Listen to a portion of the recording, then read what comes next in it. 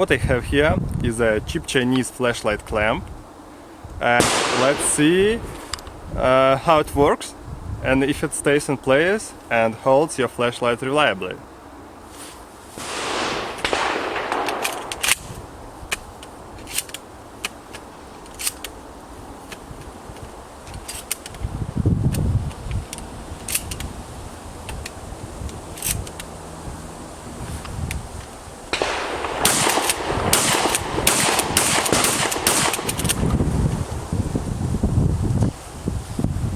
So, as you can see, even this cheap Chinese clamp still can hold flashlight after 6 shots.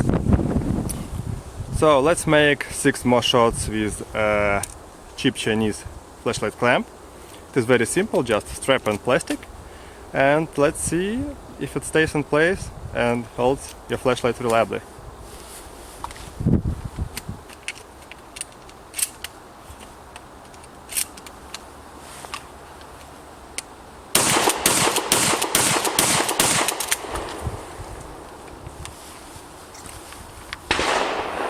So after 6 more shots, it's still in place. Flashlight is still in place.